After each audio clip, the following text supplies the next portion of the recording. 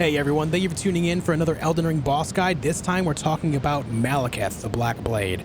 Now you can see on the bottom left of my screen, I have an item called the Blasphemous Claw. You do get it by doing the Volcano Manor Recusant quest with Bernal and a few others. If you don't know how to get that item, I recommend looking up a guide so that way you can be guided through on how to get this item. This item will specifically help you defeat Malekith. It's the single item in the game that allows you to parry his Black Blade. As you can see, deflects the power of the Black Blade. In this video, I'll be discussing the right moments to parry him. You'll see his blade glow a bright yellow or gold color, and then when he swings it at you, you can parry by tapping the button at that moment, just like you would for any other parry in the game, and then he'll give you a couple moments to attack. Outside of that, we'll be discussing his moveset, how to avoid most of his moves or all of his moves the best that we can, and then go on from there. So let's start off with the Beast Clergyman, also known as Garronk. Whenever you see him stab his hand into the ground like that, you need to basically be ready for a huge Beast Claw attack to come out at you. It has two versions. You saw that one right there, where it's basically a 360 version of it. It goes out in all directions. You can just jump over and attack him. He has another version of it as well that I'm sure we'll see on this fight, where basically he'll, send a wave out towards you, and at that moment you can, just jump or dodge through it as well and land a nice attack on him too. Here's this. He should send the wave out at me.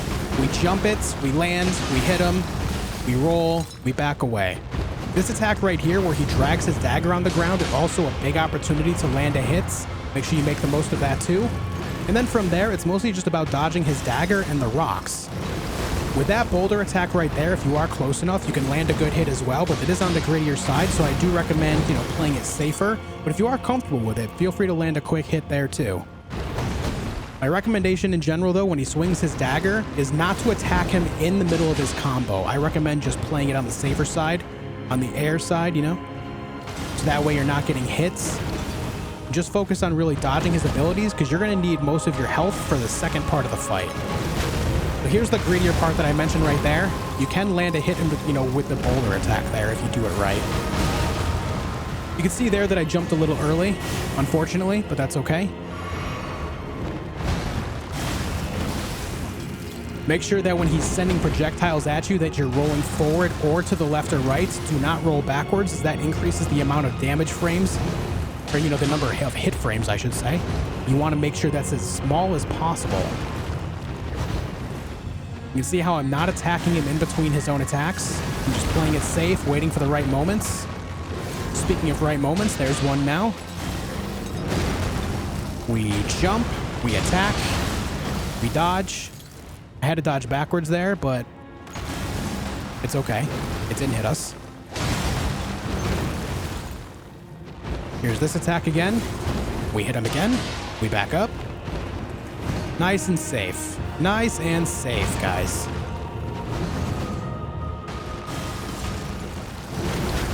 This is a grittier attack, but it worked out for us. Very good. He's going to send out the wave at me.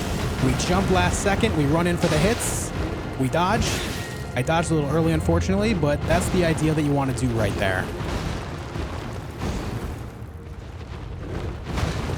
Now, if you can help it, before he does become Malekith, I try to recommend taking cover behind a pillar and maxing out your health, so that way when he does turn into Malekith, you do have a full health bar ready to go. Let's run in, tap him once. Here's his big AoE attack. Basically, it just sends a bunch of rocks flying. Keep in mind that they do crash down on the ground as well. Let's roll through that time just to show it can be rolled. Roll that, hit him again, and now it's phase 2. Let's go ahead and get phase 2 started here. This is where the fight gets real. This is where you need to learn how to parry with the Blasphemous Claw if you do have it. As you can see, I am just trying to stick close to him here. If you do stick close to his back legs, you can land a lot of damage as well. Just be aware that he can do this sometimes. When he does slam his blade into the ground, at the very tip, he's going to do that huge AoE. You need to make sure that you avoid that if possible by rolling behind him. That's how you avoid that attack. Outside of that, he'll basically do a lot of these jump attacks with a lot of explosions, and then he'll jump around and he'll send waves of things at you. And now let's show off how to parry him. Whenever his blade glows yellow, that's when you parry. Right there. See how his blade was yellow there? We'll show it again in this fight before we end it. You can see that he swings around his weapon still. You need to be very careful of that. Play it safe. Try not to get overly greedy. Hit him a few times and back right off. When he does these basic attacks, you can land some hits like so. Here's this attack again with the roll behind him.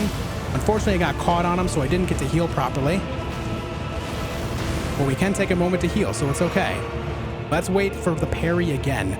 The big attack that you'll note is he'll be able to jump on a pillar and then he'll make his weapon glow and slam on the ground. You can parry just before the landing, or you'll see that he sends out the waves of the Rune of Death. You'll have to dodge 2 or 3 times. He changes it up on you. Most of the time it's 3, but sometimes he'll do it twice, so be aware. When his blade glows yellow, that's when you need to get ready for the parry. Here it comes. Get ready. You get ready.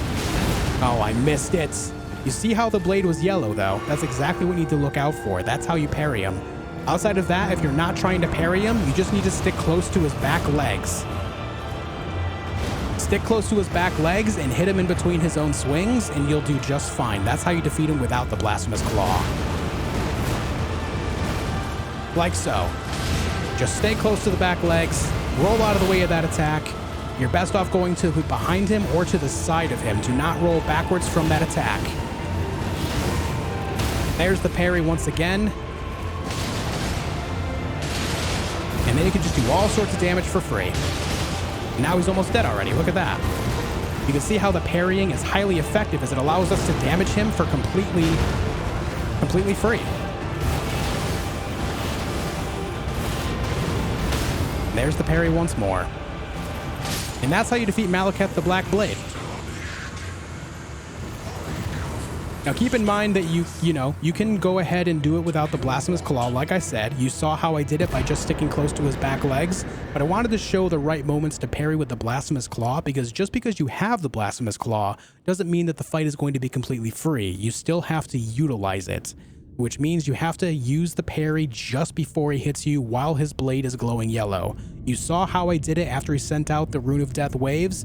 After he sends out 2 or 3, the blade glows yellow, he swings it at you, you hit the parry button at that right time, and then you get some free damage time.